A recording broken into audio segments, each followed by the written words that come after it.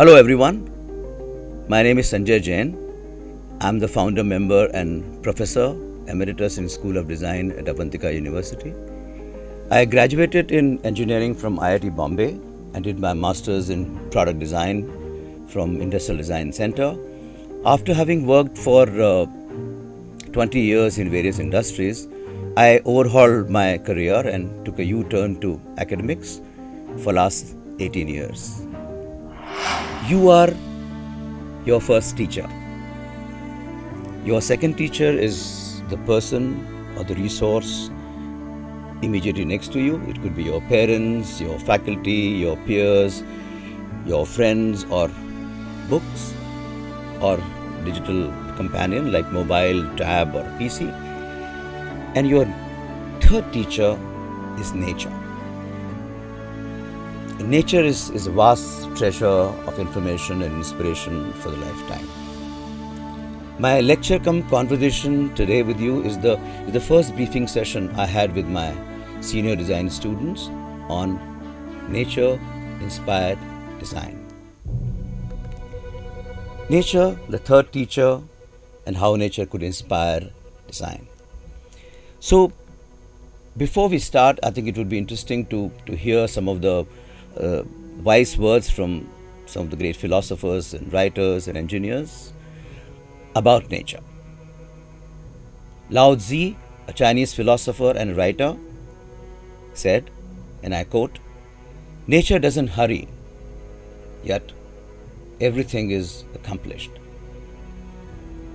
Alan Kay, an American computer scientist who invented the first laptop, said, and I quote, "Some people worry that artificial intelligence would make us feel inferior. But then, anybody in his right mind should have an inferiority complex every time he looks at a flower." Galileo Galilei, the Renaissance scientist, engineer, and philosopher, and astronomer, said, "The sun, with all those planets revolving around it and dependent on it, can still ripen a bunch of grapes as if it had nothing else in the universe to do." Isn't it fascinating? So before we start, I think it would be interesting to do some fact checking. Our universe is 13.7 billion years old, and the nature on Earth is 3.8 billion years old. And this long process of evolution has resolved most of the nature's challenges. Now let's look at a peep into how does nature work, and also let's also look at how we work. Are we not part of nature? But it seems that we have gone apart from nature due to our dominant attitude, our greed, our excessive consumption, and also our tendency to throw a lot of pollutants into the environment where we live in. And this is what pictorially you can see. The one on your left is where the man thinks that he is the most dominant creature on Earth. But that is wrong. It's unfair, because we are the junior most species on Earth, and we are just equally, if not less, part of this whole nature and universe. Yeah. So the picture on your right is right. Now, how does nature work? I think it would be interesting to distinguish here between design and creation. To design is a conscious process. So all the designers transform what already exists. But to create is an evolutionary process. Nature creates. We don't create, we design. Nature creates everything from a single cell. And nature never creates objects or artifacts.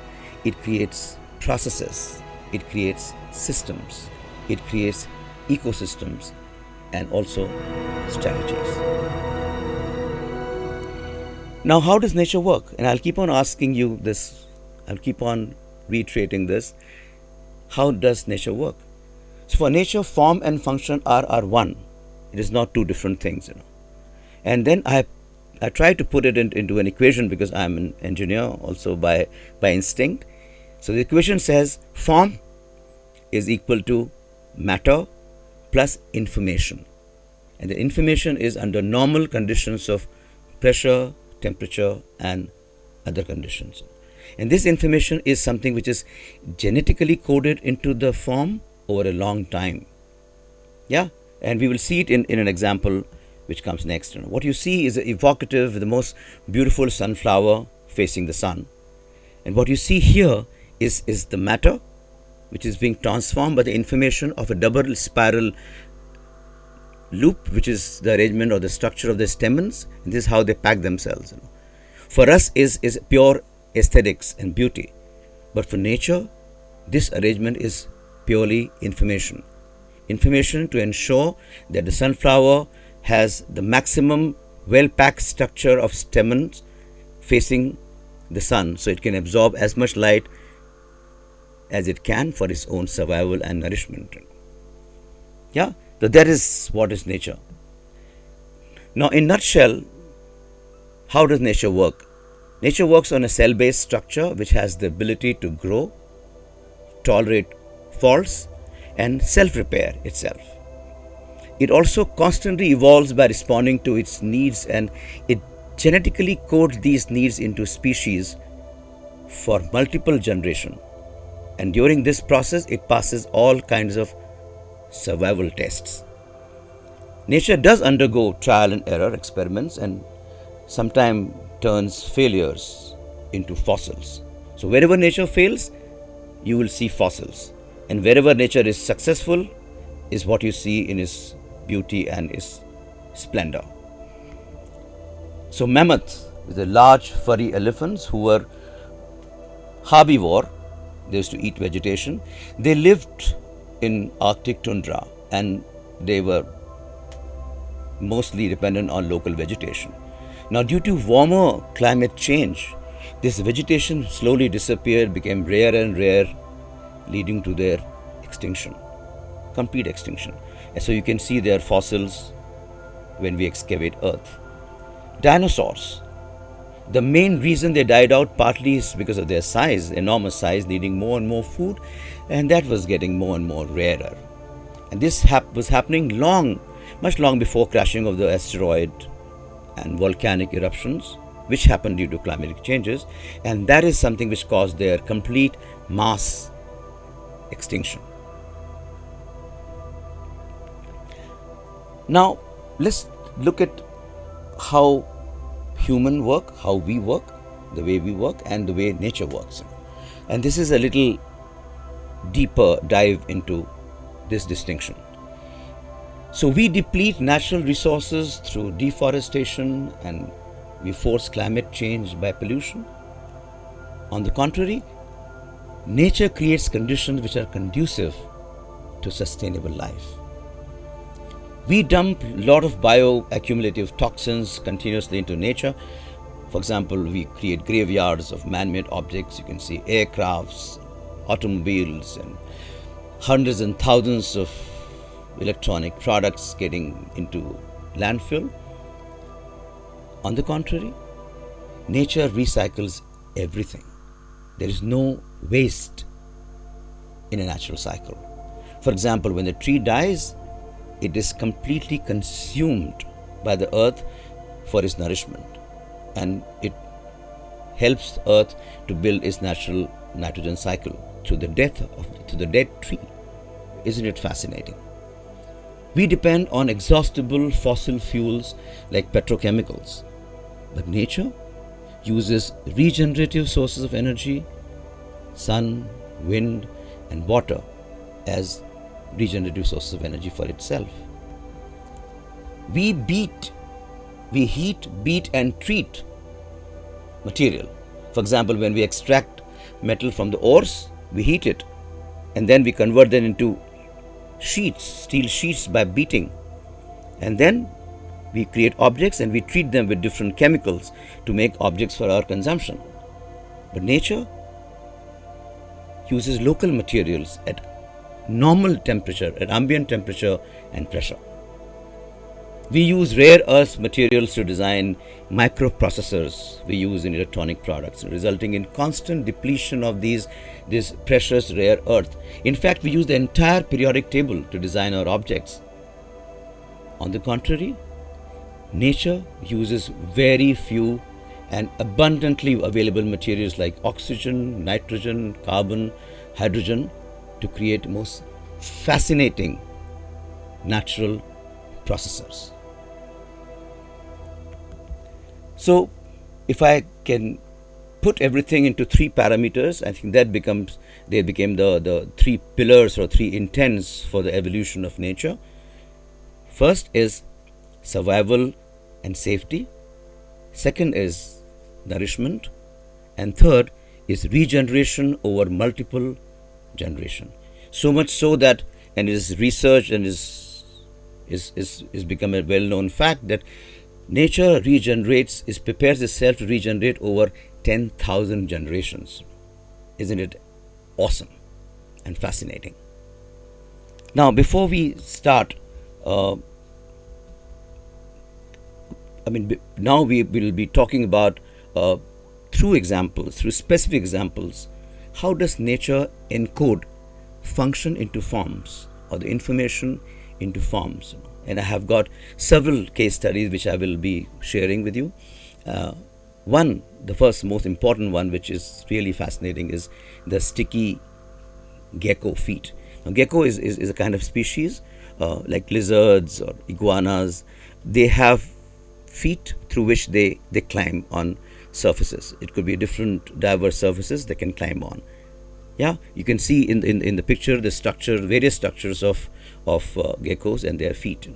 So if you look at it microscopically, you will see that they have something called setae, which is a microstructure, hairy structure, which are in large numbers and almost like hundreds and thousands of these setae on their feet. And these setaes all end into a structure called spatula. So using setae, they can use surfaces to stick themselves. And then by using spatula, which is what is like a cup-like structure, you can see, they can take out their feet from the earth, that is from the surface. So it's like the sheer strength is enormous, but because of the weak van der Waals forces between spatula and the material on which they are climbing, they can take out the feet easily and take the next step way forward.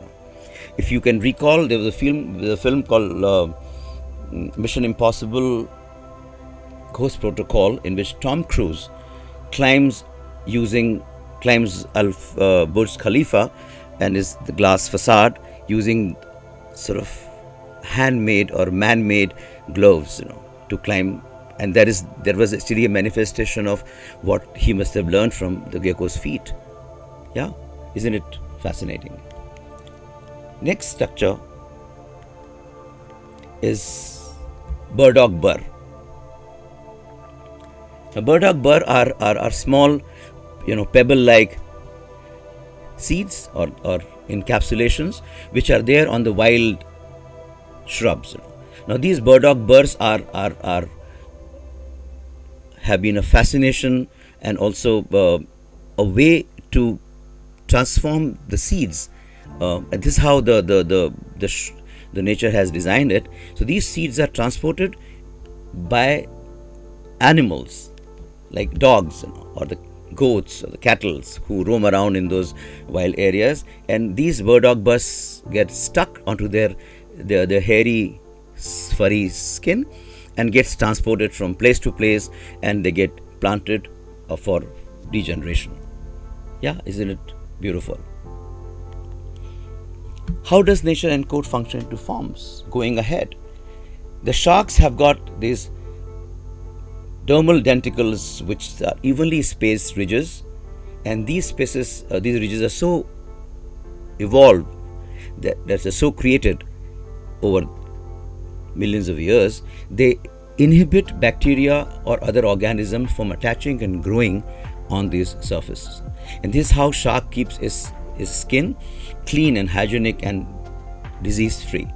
And now they have been using these structures or this specially created ridges to create surfaces which are antiseptic, and this is how they use it in a lot of hospitals. So the bacteria will not, so by hand touch, the bacteria will not stay there for a long time. Yeah. Now, interestingly, we'll just do a small short quiz just to whet our appetite for learning from nature. Now, because you are not with me, I like to take the short quiz myself. But when you do it yourself, when you watch this entire video, it would be a good idea that you try out this, yourself. So there are three inspirations from nature which we can look at. First is the one which I have already showed you. This is the burdock burr and the furry animal taking it forward. Now, this was the inspiration for a product called Velcro. And you can see, so the hooks are what the furry animals use to stick the burdock burr. So that has been the inspiration for create this structure, a positive negative structure of Velcro, and is one of the most popular commodity fastener which we use. Second inspiration is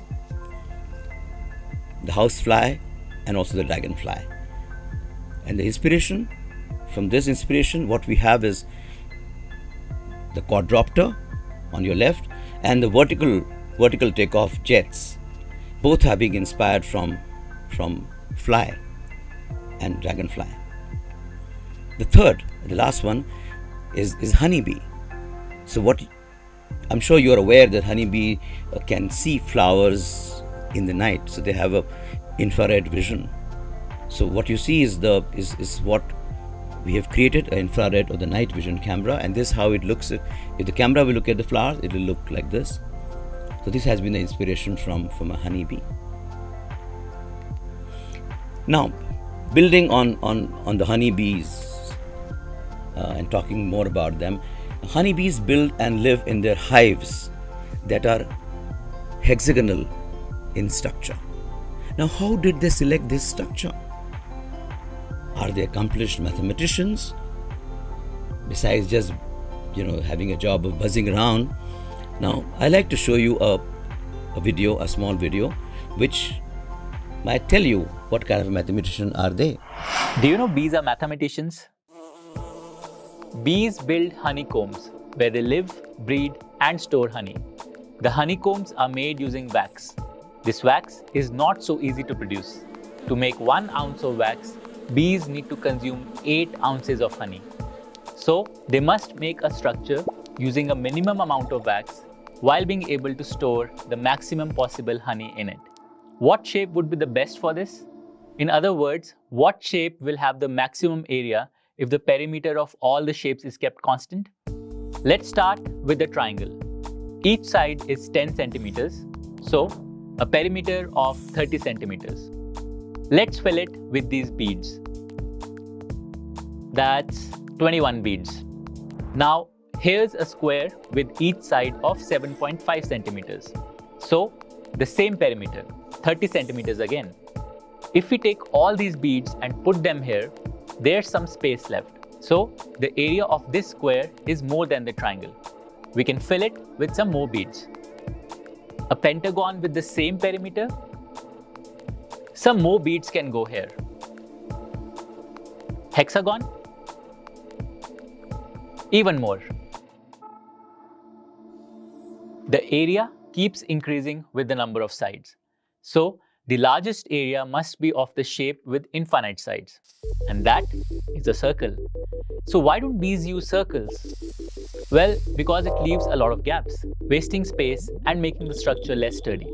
What about polygons? Triangles don't leave any gaps. Same with squares. Pentagons, 3 of them joined together leave a gap, while bringing in a 4th one makes them overlap. So, pentagons don't work. Hexagons, they can be arranged like this without any gaps. 3 hexagons meeting at any point. What about heptagons? 2 leave a gap and 3 of them overlap. Same with octagons and every other polygon after that. So, only triangles, squares, and hexagons to choose from. And with the same amount of wax, which one will have the maximum area? Hexagons. And that's why a hexagonal structure is what the bees use to store their honey. So, bees don't just buzz around, they do the math too. Was it a lesson in mathematics?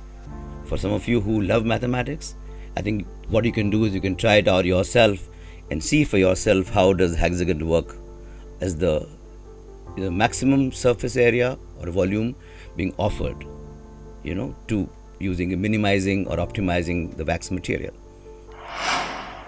Now, this is something which is very interesting. I don't know whether you can recognize it. These are the eyes of a cat, and what yellow screen which you see behind the eyes is called tapetum lucidum. Now, this tapetum lucidum has got a certain microstructure. Now, this has been tried out to create something called the cat's eye, which you can see on the highways. So they have used the structure, and without using a light from inside, is the light which is falling from the vehicles. It falls on it and gets scattered, and it is visible also in the night. So this has been also another inspiration from nature. Now, how does nature manifest itself? Now we'll go to specific case studies of various events or various species in nature, and how does nature manifest itself in terms of its various dimensions that we can see, we can experience, and we can be also an integral part of this glorious celebration. First, to start with, nature creates energy. You may have heard of electrical eels. They use their nervous system to generate electricity by synchronizing the activity of disc-shaped cells that store energy in their body. So when an eel senses a prey or a threat, what it does, it sends a signal through its nervous system to the electrocytes which are found in the organs that run along the length of the fish. The eels then discharges all these electrocytes simultaneously, which can generate hundreds of volts. The largest recorded is almost 500 volt with a current of 1 ampere, which is huge. And experiments are on to harness this energy and see whether we can use this process in terms of a physical or a designed manifestation. Isn't it interesting? So the next one is how nature survives extreme conditions. What you can see is the close-up structure of emperor penguin who are found in Antarctica. Now these penguins, because they have to sustain a temperature almost as low as minus 40 degrees Celsius in Antarctica. So what they do is they do a huddle. These large huddles can result in core temperatures of almost 37 degrees Celsius. It's a huge differential from minus 40 degrees Celsius. And this is done through what we call it a social thermoregulations. And so they create a huddle, and then this huddle keeps on evolving. They keep on exchanging the penguins who are in the middle. They go on the periphery, and then the new penguins come, and this is how the social huddles keep on evolving, and this is how they survive in extreme conditions. You can see a large huddle on Antarctica. Absolutely fantastic. Tardigrades.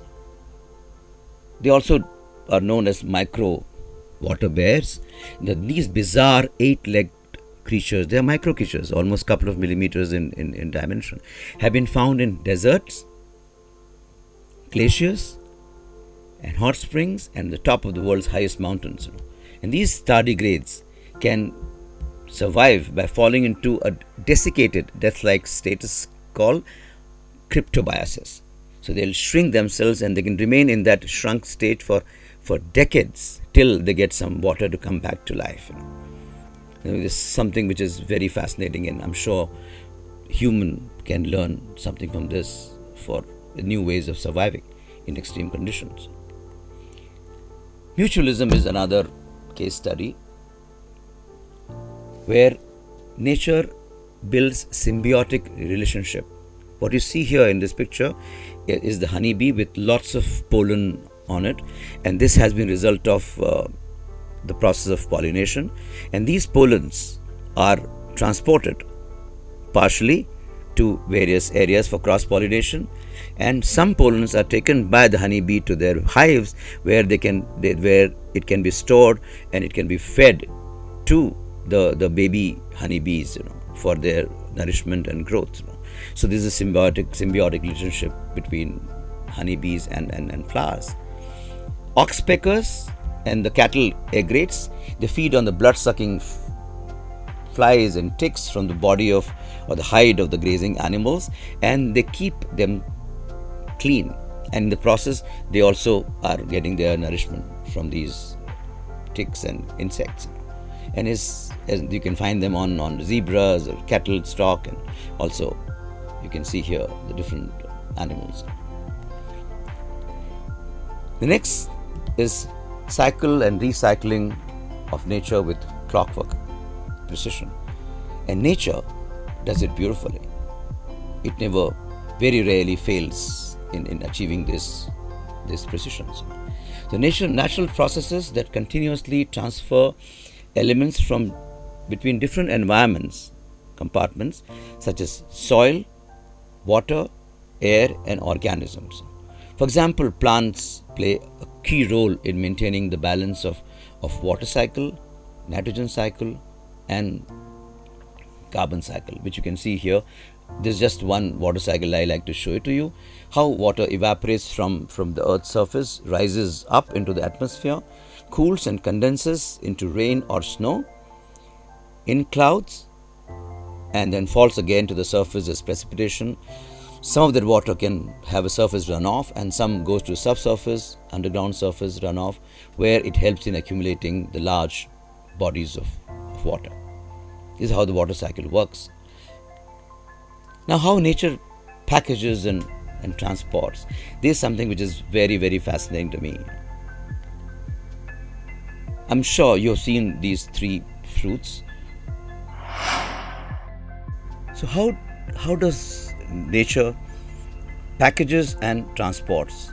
And it's one of the most fascinating thing which I'll share with you. So nature packages things in peels, shells, and other outer wrappings that are either consumed or they decompose quickly. What you can see here are three fruits.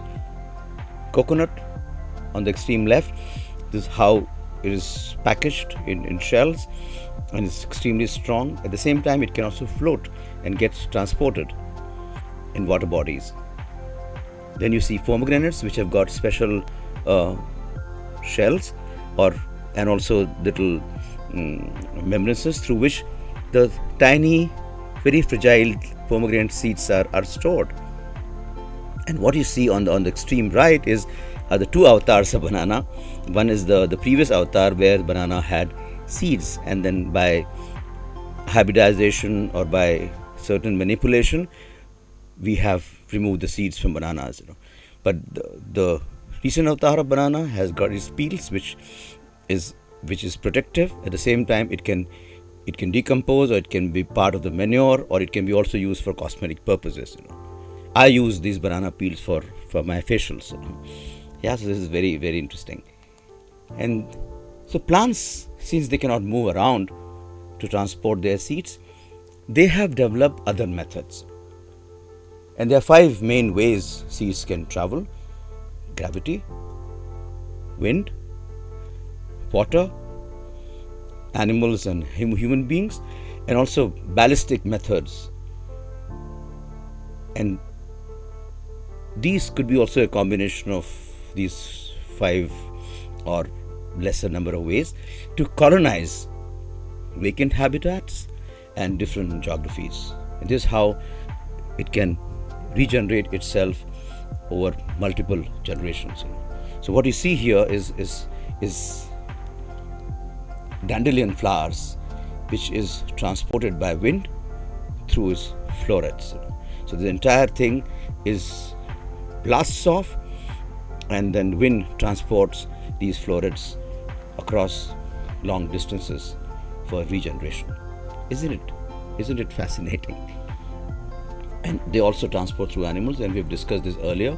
The burdock burrs, they get attached to the hide or the furs of different animals, and then it can drop off when they move around, and it can regenerate itself. So this is how nature packages and transports itself for regeneration. Now, this is the most fascinating study which I'm sure you can do in terms of how nature rejuvenates. What you see here is a jellyfish. Now, the Earth's only immortal species is this tiny, transparent jellyfish that travels the world, surprisingly, in the ballast tanks of cargo ships, and it goes across oceans. And it is the only animal which is capable of reverting completely to a sexually immature stage after having reached maturity, and from there it can grow again. And I'm sure you will be curious enough to study a little more about these jellyfishes, and it will make a most fantastic discovery for you. Please go ahead and do that. Next is how nature builds natural habitats for living. What you see here is a large termite hill. Yeah, and this also has been inspiration for Sagrada Familia, which is one of the large church in Barcelona. I'm sure you can check it out on the Google and figure out how these termite hills have been inspiration for an architect called Andre Gaudi to create this Sagrada Familia, which is still under rejuvenation and constant reconstruction. And here what you see is a mammoth size, almost a behemoth of a termite. You can see the human proportion with the termite hill. Now, these termite hills are the natural creations for termites to live inside, and you can see the inside peep in terms of how they created these fluted areas where the air can pass through and cools down because of larger surface area through its flutes and involutes. And it's a fascinating study which they have used in Zimbabwe to create a building, an office building, which is almost constructed on the basis of this kind of construction, and the surface temperature and the ambient temperature inside is being reduced to almost 70 degree Fahrenheit, which is very comfortable without using air conditioners. They have used and get inspired from these termite hills. Now, how nature protects itself from various elements. What you see here is a honeybee, and in extreme cold, what they do is they do something called shivering. This is what even we have learned from them, or we have evolved to shiver during winter. And by shivering, you use this mechanical vibration which provides your body heat to protect yourself from cold winter. Yeah, and then how nature defends itself from predators. What you see here is a porcupine, and then the porcupine can even dissuade a wild beast like tiger or lion to ensure that they stay away from it, by using his porcupine in its full glory. And the great art of camouflage, which they use to protect themselves from predators. They merge with the environment which they choose to move around. And this is also a fascinating visual discovery which you can go on. Great art of camouflage. Owls on the right side, the lizard on the bark of a tree, completely invisible because of this great art of camouflage. This is the faculty which they have developed over the years. Now, this is an interesting study. Predators and prey, they always have an evolutionary arm race, and is going on for centuries. What you see here is the opossum that can play dead, when it senses the attack from a predator, and then it can resume to be alive back again when the predator is away. What you see in the middle is a very fascinating event, and I'm sure YouTube could give you some clue in terms of how it works. These are suicide bomber ants. I'm sure the terrorists must have learned, or the jihadis must have learned from this little ant. So what it does is the one ant chooses to blow itself with all the toxic material inside and blows up, and then when it surrounds a potential prey, the entire army of ants surrounds it, and these bomber ants, they come closer to the predator and blows itself to suicide, and that all the toxic material gets sprayed onto the predators, causing almost his immediate death. And this is the faculty which they have developed to take care. And despite their little bodies, they can defeat a large predators to death. How nature cleanses, sanitizes, purifies, and filters. I'm sure almost all of you must have seen a lotus leaf on which the water just glides through. And so what it does is, using surface tension, the blobs of water can ingest the dust which is lying onto the lotus leaf, and then it glides off, taking the dust, and in the process it cleanses the leaf completely. And this is happening because of the microstructure which it has, which has got hydrophobic and hydrophilic bumps. And this is the larger microscopic picture of a lotus leaf. And a very interesting waterproof lotus and paint has been inspired from this microstructure of the lotus leaf. So Mr. Barthelot patented his discovery, calling it the lotus effect. Infused with micro bumps, this paint is reputed to repel water and resist stains for decades. It's used commercially to paint aircrafts which are exposed to extreme high humidity at almost 40,000 feet up in the air, in the skies, and this paint minimizes the drag which could have been caused by the moisture, and it slides it off from the surface. In the process, it improves the fuel efficiency of the aircraft. Nature also builds multifunctional materials. Our skin, interestingly, is the biggest organ of any living being. It protects us from weather, heals itself, and self-repairs itself. Human skin. And last case study, which we have discussed earlier also, and I have mentioned to you, how nature codes information in forms. To us, this is aesthetical. It's very evocative, very beautiful. But to nature, this double spiral arrangement of stamens on a sunflower is pure information. The information used so that it can maximize its absorption from sunlight for its own nourishment and growth. So this was my presentation to you. It would be interesting for you to rediscover nature by going through a very well curated website called asknature.org. You can go to the website, and then there's a button, radio button, through which you can put down your problem, how nature, for example, produces color. And then it will unfold or unravel many stories of how nature does produce colors through evolution. And then through these stories, and some of the stories you might find fascinating, and you might use it as designer to create, or to design, not to create, to design experiences, processes, objects, systems, ecosystems. So this is the end of my presentation. This is the website, asknature.org, and if you have any queries, you can contact me. My email address is given.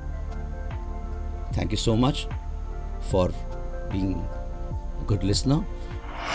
And to end it, I would like to urge all of you to go for a morning walk almost every day so you can discover nature.